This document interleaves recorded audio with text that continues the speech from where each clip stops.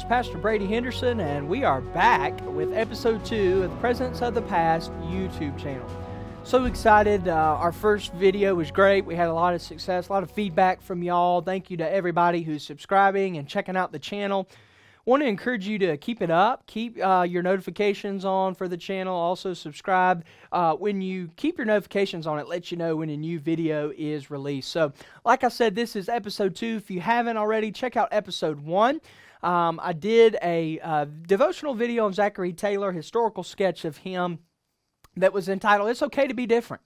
And we looked at that with Zachary Taylor, quite the different kind of guy. And so for episode 2, I want to talk to you not necessarily about a president today. I'm actually going to talk about 3 different presidents, but I want to focus in on a president's son. I want to talk to you about Robert Todd Lincoln. Obviously, Robert Todd Lincoln was a son of President Abraham Lincoln, who was the 16th president of the United States, a politician, congressman from the state of Illinois. Robert Todd Lincoln is well known as the oldest son of the 16th president of the United States. What's interesting about Robert Todd Lincoln is that he outlived both of his parents, living until the year 1926. He was a veteran of the Civil War, serving as a captain in the Union Army. And shortly after his father's death, he became very involved in political sphere. As a young person, as a young teenager, he was involved in his father's presidential endeavors and as a family member, not in an official role. And so what is really interesting about him are some of his political appointments. He was always around politics. That was his career. But what I want you to know about Robert Todd Lincoln is that he was completely different than his father, President Lincoln. He was much more reserved. Some historians and those who have eyewitness accounts of Robert Todd will refer to him as reserved, cold, a little callous, kind of away and reserved from the political realm, but also not necessarily just that, but people. He wasn't a huge people person. In 1881, he served as United States Secretary of War. He also served as Minister to the United Kingdom from 1889 to 1893. Of course, that first one was under our President Harrison's campaign and presidency. The identity crisis that Robert Todd Lincoln dealt with most of his life, though, is that political enemies and friends that he had accused him of reaching high positions in politics and reaching this positions that he found himself in due to being the president's son instead of being simply Robert Todd. And so the intellectual and resourceful man who sought to make his country better is not how he was viewed. But that was what he did, why he did it. He was quite the intellect. He was quite the servant who wanted to serve his country. And so what's so interesting, though, is that those who knew his father, as I mentioned, said they were polar opposites. We know President Lincoln was humorous. President Lincoln was witty. Robert Todd was the exact opposite of that. And so what is interesting, though, is that Robert Todd Lincoln was the longest surviving person to survive the surrender of Robert E. Lee at Appomattox Courthouse. So that means that Robert Todd Lincoln was young. He was a captain in the Union Army when Robert E. Lee surrendered to the Union forces. The Confederacy fell, and Robert Todd was witnessed that, and he is the one who lived the longest who also witnessed that defeat. Lincoln was also the last surviving member of the James Garfield and Chester A. Arthur administrations.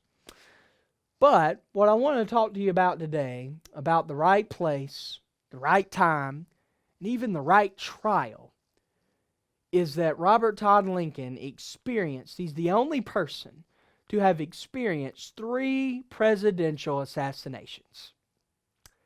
In a very riveting life, Robert Todd Lincoln obviously witnessed his father's assassination. He wasn't actually at the theater that night when John Wilkes Booth shot Abraham Lincoln, but he was right down the road. And within hours, he was on his father's deathbed with his father. And we are told that he held his father's hand until President Lincoln breathed his last. And so Robert Todd Lincoln is the only one who has that experience. He was obviously the first person who retrieved his father other than his mother. And Robert Todd he was actually present with James A. Garfield on the day he was shot at a railroad station in Washington, D.C. in 1881. We know that James A. Garfield died not too long after that. 20 years after that, he was present with William McKinley when he was shot just 20 years later in 1901. He's the only person to have been involved in all three of these. And think with me today, what an odd category that is to be a part of. What an odd thing to say. I'm one of the only people to have ever experienced 3 presidential assassinations. Many historians are going to look at these circumstances. They're going to look at somebody like Robert Todd, and as many have written, say, man, he was at the wrong place at the wrong time. And for today's video, I want to respectfully disagree with those that might agree with or make that statement. I believe that Robert Todd was a Christian. Robert Todd Lincoln was a member of a Presbyterian church, and he was also an elder at a Presbyterian church in Chicago while he lived there. He has said many times to make remarks about the Lord and his belief in God. And so because Robert Todd Lincoln was a Christian, I truly believe that God allowed these things to happen to Robert Todd Lincoln for a reason, for a purpose. The right place, the right time, and even the right tragedy. And you say, well, why do you think that? Well, I think that for several reasons. Number one, Robert Todd, God allowed him to go through these tragedies at what some would look at being at the wrong place at the wrong time. Perhaps God allowed Robert Todd Lincoln to go through these to provide stability for a shaky nation. I want to remind you, the country at this time is coming out of the Civil War. Reconstruction was a nightmare, in my opinion. And then also the scandals, many scandals in several of the presidential administrations of the late 1800s. And so Robert Lincoln had the distinct opportunity to provide stability to presidential administrations to come. In other words, when presidents or others would come to him and seek advice, he had the experience of his father being shot in the head. He had the experience of being with James A. Garfield when he was shot.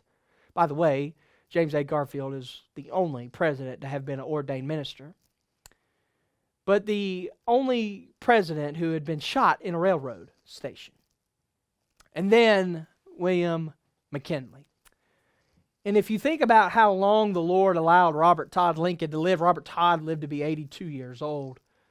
When you think about that, and you think about the fact that in the early 1900s, and even into the Teddy Roosevelt presidency, the Taft presidency, the dreaded Woodrow Wilson presidency, also Harding's presidency and the scandal that came of that, and then also he got to be an old man as Calvin Coolidge was inaugurated as President of the United States.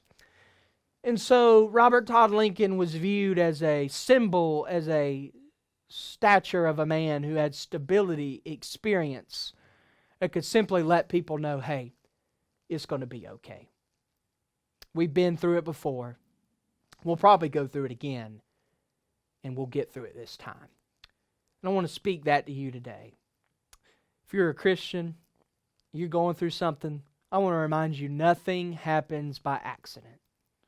You may think something happens because it's the wrong place at the wrong time, but I think God places you and I in those horrifying moments for the right place, the right time, even for the right tragedy, that we might provide Christian peace and love and kindness to those who might need it based on the experiences that we've gone through. So I encourage you not to look at Robert Todd Lincoln as a woe is me figure, but look at somebody who God allowed to experience 3 tragic events. He persevered through them, and he provided stability for a nation that desperately needed it. How does God want you to provide stability for those in your life today based on what you've experienced in the past? Hope you've enjoyed today's episode, Presidents of the Past. Right place, right time, even the right tragedy. And we'll see you next time for episode 3.